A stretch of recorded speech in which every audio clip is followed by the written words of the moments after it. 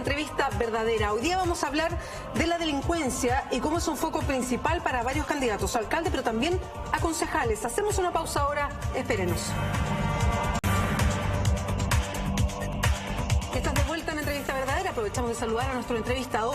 Él es Cristóbal Lira. En algún momento lo conocieron como el subsecretario de Prevención del Delito en el gobierno de Sebastián Piñera. Hoy es candidato a concejal por la comuna de Lo Barnechea. Él es independiente, pero va apoyado por Chile Vamos. ¿Cómo está, Cristóbal? Muchas gracias por acompañarnos. No, muchas gracias, Beatriz, por invitarme. Sigue siendo independiente, ¿no? Soy independiente. No, soy independiente. Estoy en la lista por la UDI. Ya. En Chile Vamos, Pacto Chile Vamos. ¿Y se siente cómodo ahí, en esa lista en la UDI? Sí, me siento muy cómodo, la verdad mantengo mi independencia y lo importante es trabajar para todos. Cristóbal, ha sido muy polémico parte del programa que usted presenta como ideas, si es que sale electo concejal en la comuna de Lo Barnechea, son, y aquí tengo el folleto, 10 acciones fuertes contra la delincuencia, así se titula. Son efectivamente 10 que abordan aspectos distintos y los vamos a abordar. Y hay una en especial que ha provocado harta polémica a través de redes sociales y me gustaría que usted nos explicara más, que es la número 7, que dice lo siguiente: trabajo coordinado con constructoras con el fin de asegurar que sus trabajadores no tengan causas penales pendientes con la justicia. ¿Qué significa eso?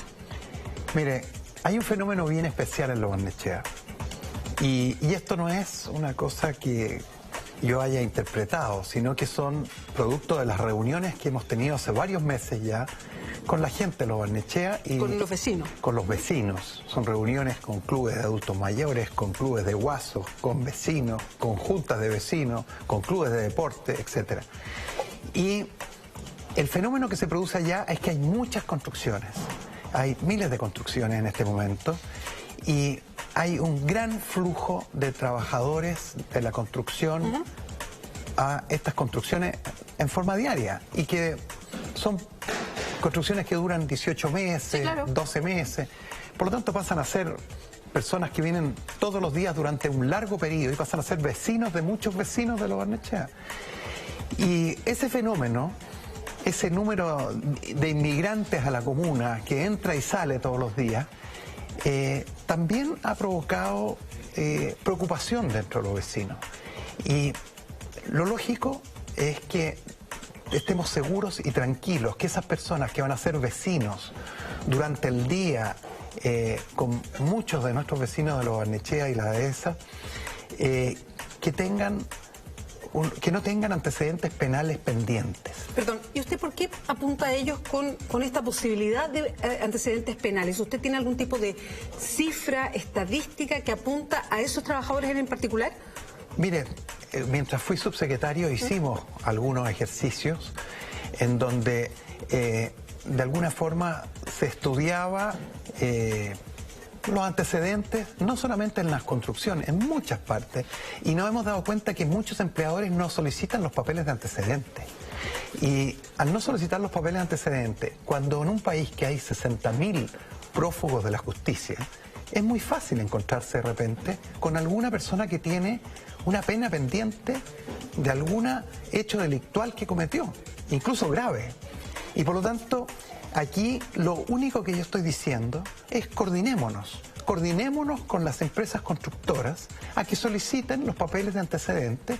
¿Por qué? Porque son gente que va a estar muy vecina. Incluso una construcción de un departamento, usted comprenderá que no tiene ninguna intimidad frente al vecino. Está observando al vecino permanentemente, al patio, a la casa al lado. Y esa es una preocupación permanente. Imagínese que nosotros durante el gobierno del presidente Piñera... Espérame un poquito, porque ya voy a entrar a otros temas que tienen que ver con cuando usted... Pero yo le quiero hablar de los pedófilos, el registro de pedófilos, por ejemplo. Uno dice, ¿por qué hacer un registro de pedófilos? Qué cosa más estigmatizadora probablemente. Pero ¿usted no cree que es importante que un jardín infantil no sepa y no le pida los antecedentes para ver si fue o no fue? Solo para ir separando algunos temas. El tema de la pedofilia es bien complejo porque más allá de que efectivamente es un delito, está penado por la ley, si hay abuso sexual a menores o abuso sexual infantil, el pedófilo o el pederasta es una persona que toda la vida va a tener un comportamiento así. Es un tema además de debate mundial. Esa es la lógica de un registro, porque habitualmente no es que una vez cometan un abuso, sino que es una forma lo voy a decir, suena muy brutal, pero es una forma de vida. Sin duda. Eso tiene que, por eso hay un registro. Estoy de acuerdo, pedófilos. pero tampoco nos gustaría, ¿no?, que una construcción o algún trabajador que tuviésemos cerca o alguna persona que tuviésemos cerca de nuestra casa, de nuestros hijos, tenga todavía pendiente una condena y sea prófugo de la justicia. Yo lo entiendo. Lo que pasa, Cristóbal, es que aquí hay varias cosas que, a propósito de su respuesta, que tengo dudas. La región metropolitana son una serie de comunas y, lamentablemente, porque a lo mejor sería una mucha mejor calidad de vida, la mayoría nos trasladamos a otras comunas a trabajar. Hay varias comunas que tienen una población flotante de trabajadores que es enorme, que es mucho mayor a la población de vecinos. Santiago Centro, Providencia, Vitacura, en fin, otras más.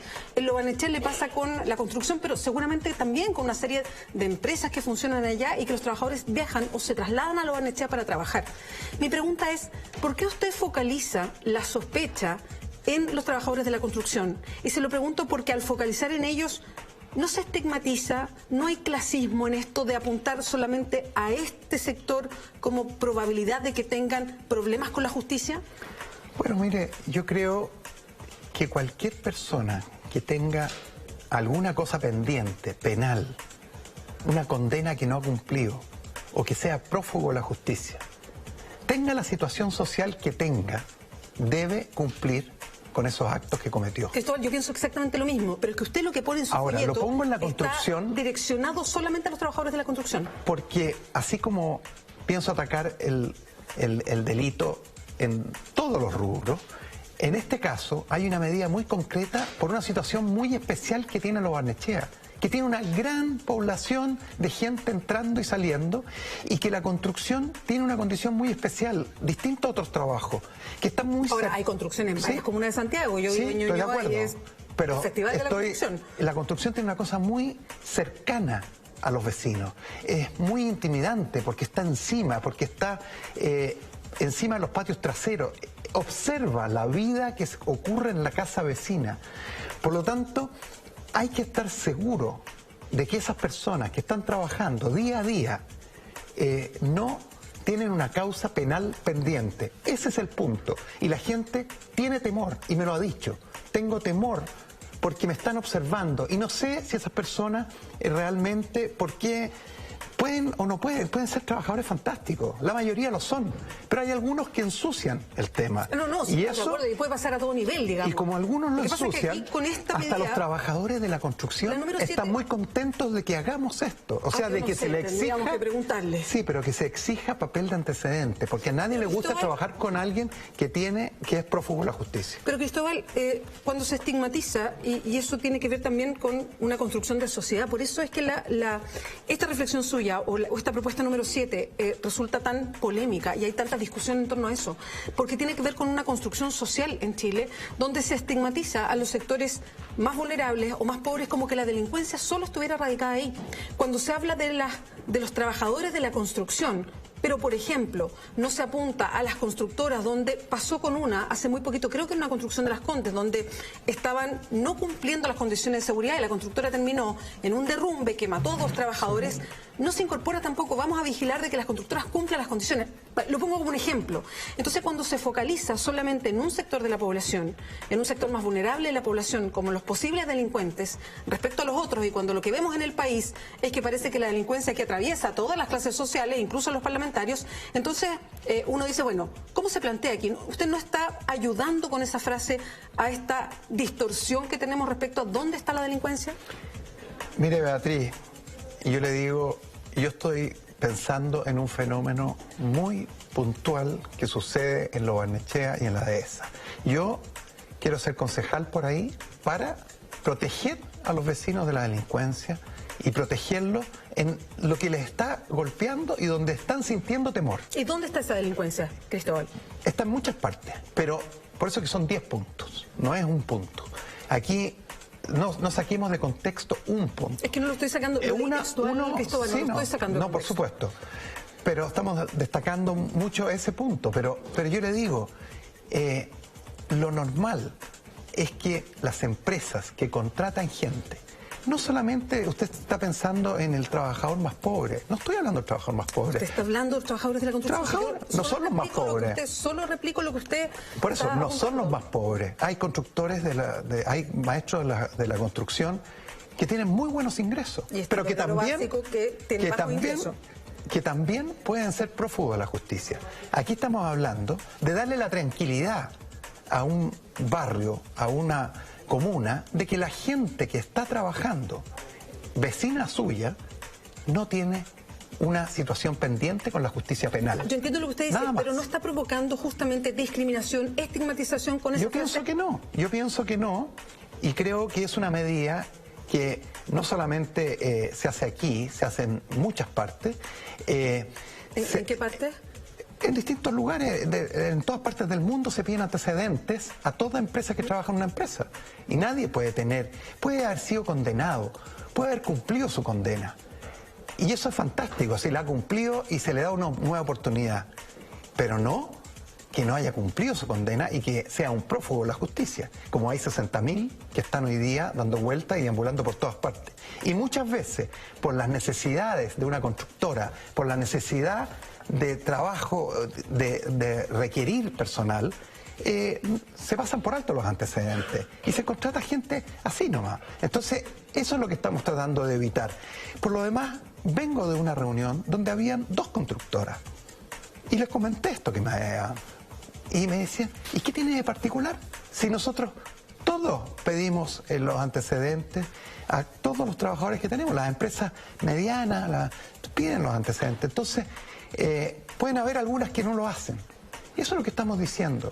Asegurémonos que los trabajadores que son vecinos míos, que son vecinos de la persona que está preocupada, tengan los antecedentes y no tengan cosas pendientes con la justicia, ni menos que sean prófugos.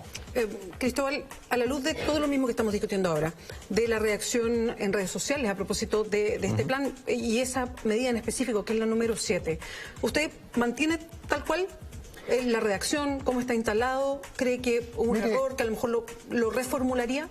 Yo no soy tan orgulloso ni tampoco uno tiene que tener la humildad, o sea, tiene que tener la humildad suficiente. Si a alguien le ha llamado la atención, si a alguien no le gustó la reacción y me lo hace ver, yo creo que es bueno corregir siempre. Y yo lo corregiría perfectamente bien, pero no quiere decir que no nos coordinemos con las distintas empresas a que se soliciten los antecedentes, porque creo que es una protección a los vecinos de Lo Barnechea y la dehesa, y yo creo que es necesario hacerlo. Pero puedo corregir, obviamente, la redacción para que no le cause, ¿no es cierto?, un malestar y siguiendo esta misma argumentación, y tiene que ver con esta imagen país que nos generamos a propósito de un tema tan delicado como la delincuencia, que yo voy a entrar con más detalle a propósito que usted fue subsecretario de Prevención del Delito. Usted representa a la UDI. Si bien no milita, está apoyado por la UDI como candidato independiente estoy en la lista de la UDI. O la lista de la UDI para ser concejal en Lo Barnechea.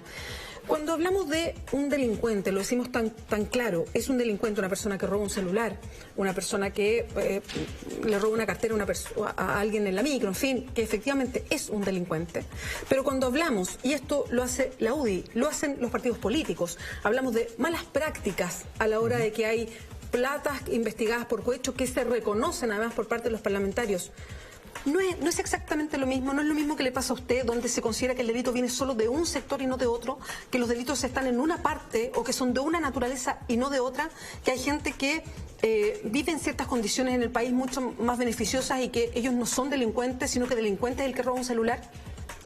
Mire, Beatriz, yo creo que todo el tiempo que fui subsecretario fue muy claro.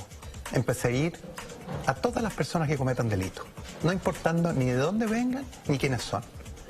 Eso hay que ser tremendamente claro y yo voy a ser así siempre. Ahora, hay muchos casos en la justicia que de todo tipo y yo obviamente que apoyo a la justicia. Yo no estoy diciendo que debíamos condenar a unos o a otros, todo lo contrario. Persona que cometa delito, no importando su condición social, su clase, debe ser, ¿no es cierto?, condenado, debe ser juzgado, debe pagar por sus actos. Eso es lo que decimos. Y eso lo voy a seguir insistiendo siempre. Aquí, lo único, yo le digo, preocupémonos mucho de las víctimas. Nos preocupamos mucho de los delincuentes. Hay una yo creo que sí, yo creo que hay una defensoría penal pública. En el sentido jurídico, digamos, de cómo Sí. se tramita la justicia. Y hay unos tribunales que son tremendamente garantistas, que muchas veces se votan los casos que sean garantistas. son garantistas porque los procesos son complejos. Las garantías que da la justicia a las personas a las que se está culpando. Pero son, o sea, es muy fácil votar un caso, muchas veces. Sabemos que la persona cometió el delito, pero se cae por muchas cosas administrativas. Me tocó verlo mucho. Yo creo que hay que preocuparse mucho de los derechos que tienen las víctimas. Le quería preguntar a usted como profesional que se dedicó a esto, ¿por qué llegó a convertirse en subsecretario de Prevención del Delito si usted venía más bien del mundo de la administración de empresas? De hecho, usted es ingeniero comercial, fue durante mucho tiempo gerente de un supermercado muy grande, en fin, que está relacionado con su familia. ¿Cómo es que de dónde sale su conocimiento para que finalmente sea nombrado subsecretario de Prevención del Delito? Mire, yo le voy a decir que la experiencia como administrador de supermercado, que fui durante varios años, en donde me tocó ver también mucho robo, especialmente el robo hormiga. Y si usted ve las sesiones del Senado y las sesiones de la Cámara de Diputados de aquellos años, muchos años, yo fui muchas veces a las comisiones a plantear el tema del robo hormiga. Porque el robo hormiga, si bien es de poca monta, generalmente están los niños involucrados. Perdón, Cristóbal, usted me está diciendo que su experiencia como alguien que gerenció un supermercado y el robo hormiga le da conocimiento para ser el subsecretario de Prevención del Delito. Yo le digo, me inicié en eso. Vi cómo lo que yo le decía a los ministros del Interior de la época, ustedes, no, es que a mí me preocupan los robos grandes, preocúpese de los robos chicos también, porque son la escuela del delito. Fui muchas veces al Congreso y eso está ahí. Después me tocó el terremoto. Me ofrecí voluntariamente. Fui el único que entró voluntariamente al gobierno, sin sueldo, sin nada, a trabajar, ¿no es cierto? Y me pusieron a cargo el comité de emergencia del terremoto del 2010. Hasta que me fui a despedir del presidente. El presidente ahí me pidió que me quedara y asumí la subsecretaría de Prevención del Delito. ¿Y por qué, Cristóbal? ¿Por qué? Y yo se lo digo, mire, eso no estaba. Todo trabajo significa trabajar con un grupo de gente, administrar, gestionar, y eso fue lo que hicimos ahí. No tengo por qué ser tan experto en el tema porque tenía una subsecretaría que tenía muchos expertos.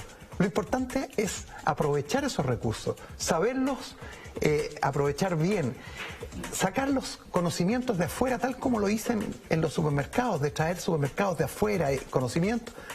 Y yo tenía al Ministerio del Interior inglés, al Ministerio del Interior canadiense y al Ministerio del Interior americano, de Estados Unidos, a mis puertas, totalmente abierto a que yo fuera o le consultara lo que sea, para no tener que inventar la rueda dos veces, sino que traer las experiencias exitosas de afuera. ¿No sintió que le faltaba más conocimiento, precisión, formación en temas de seguridad ciudadana? Aquí lo que se requiere es gestión, es hacer las cosas, hacer que las cosas se cumplan y se hagan, controlar lo que hicimos con el sistema táctico de análisis del delito, que cada carabinero que maneja una comisaría tenga que rendir cuentas una vez al mes. ¿Frente a quién? Frente a la autoridad política, frente a la autoridad comunal, frente al fiscal, frente al juez. Entonces es muy importante, Beatriz, que realmente incorporar a la gente rendición de cuentas, que realmente responda por lo que se está haciendo. Eso es lo que incorporamos en el gobierno y eso se aprende con la gestión, se aprende con la administración y no necesariamente... En la gestión de los supermercados. Y en la gestión de cualquier... Yo manejé 37.000 personas en los supermercados. Es una empresa gigantesca y uno tiene que estar controlando un supermercado que está en Punta Arenas como uno que está en Arica. Igual que lo que ocurre con una comisaría, ¿no es cierto?, que está en Puerto Montt con una comisaría, es exactamente lo mismo. La gestión que hay que hacer es hacer que los recursos, ¿no es cierto?, rindan, ya sea recursos humanos, recursos económicos. Cristóbal, eso es el trabajo le quería preguntar de dirigir un ministerio o dirigir un... De la misma subsecretaría. ¿cuánta utilización política hay de la delincuencia? Mire, yo cuando entré a la subsecretaría, junté a toda la gente, más de 500 personas, y les dije, yo he trabajado en el sector privado. En el sector privado trabajé con 37.000 personas en el momento más alto. Nunca le pregunté el color político. Seguramente la mitad era de un lado y la mitad del otro. Estoy acostumbrado a trabajar con políticos de todos los lados. Por lo tanto, aquí pienso hacer exactamente lo mismo. Perdón, pero no me refería a eso, no me refería al color político de la gente, me refiero a la utilización como un discurso político de un tema como la delincuencia. Aquí no se va a echar a nadie, porque esta es una subsecretaría que va a ser absolutamente técnica, y el que quiera hacer política aquí adentro se va a otro lugar. Y así fue como usted puede revisar, los jefes que yo tuve venían la mayoría del gobierno de la presidenta Bachelet anterior, el gobierno anterior. Y después hemos visto, ¿no es cierto?, con el gobierno nuevo de la presidenta Bachelet, cómo los echaron a todos por haber sido leales a nosotros. Pero yo le digo, no tuve ningún inconveniente con trabajar con esa gente que tenía la experiencia, y no había ni una gota de un tema político, sino que era absolutamente técnico, y por eso que tuvimos buenos resultados. Me refiero más bien a las políticas. Justamente le iba a preguntar por eso, porque una de las grandes frases que quedó para siempre, para criticarlo y para lo demás, al expresidente Sebastián Piñera, era el poner tranca a la puerta giratoria. ¿Sí? ¿Cómo se tuvieron que hacer cargo de una frase tan compleja como esa cuando estaban ahí en la subsecretaría? Y yo se lo reconozco, es muy difícil. Y yo estoy seguro que el 28% que bajamos de victimización hubiera sido mucho más reconocido si es que no hubiésemos tenido tantas expectativas. Yo creo que fue un error. Creo que es un error sembrar tantas expectativas. ¿Fue un error del expresidente? Es un error sembrar tantas expectativas de cualquiera. Yo creo que aquí, y además que hay que saber, todos sabemos que la delincuencia no se va a terminar nunca. Podrá disminuir, podrá controlarse. Tenemos muy buenos ejemplos, que eran los que íbamos a mirar y los que conocimos. Lo que pasa es que pero nunca se va a terminar. Justamente por la utilización, porque si uno mira la encuesta que se hace, la encuesta tiene un nombre, el nombre es el NUSC, tiene un nombre bien complejo. Encuesta Nacional Urbana de Seguridad Ciudadana. Muchas gracias.